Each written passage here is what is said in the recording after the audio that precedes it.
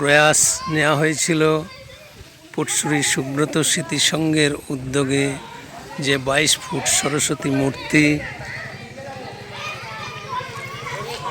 তৈরি হয়েছে এবং সেই পুজো পর্ব মিটে গেছে।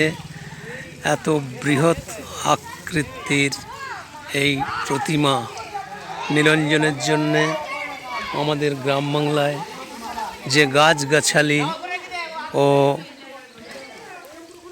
ইলেকট্রিক তার, বিভিন্ন কেবল লাইন, এই ঠাকুর যদি কোনো পরিবহনের মাধ্যমে বিসর্জন করা হতো একটা বিপদের পরিস্থিতি সৃষ্টি হতো। সেজন্য গতকাল পর্যন্ত প্রতিমা রেখে দেওয়া হয়েছে। আজ সকালে পাম্প চালিয়ে এই বিশাল মূর্তি 22 ফুটের সরস্বতী মাতার যে মূর্তি, তাকে জল ছিটিয়ে সেই মূর্তির যে মাটি, সেই মাটি ধুয়ে ফেলা হচ্ছে।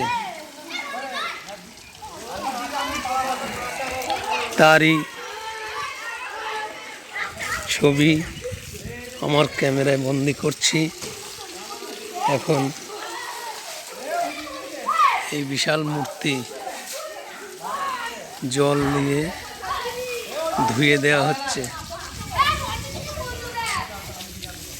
এই দেখুন আমাদের এখানে রাস্তার যে লেভেল, সেই লেভেল থেকে এই 22 ফুট প্লাস আরও 5 ফুট পিছনের যে ডাকের সাজ লাগানো হয়েছে, প্রায় 27 ফুটের হাইট হয়ে যাবে।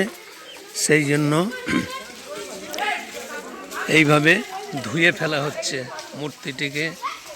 ধুয়ে ফেলে প্রতিমা নিরঞ্জনের যে কাজ, সেটা সম্পন্ন করা হচ্ছে।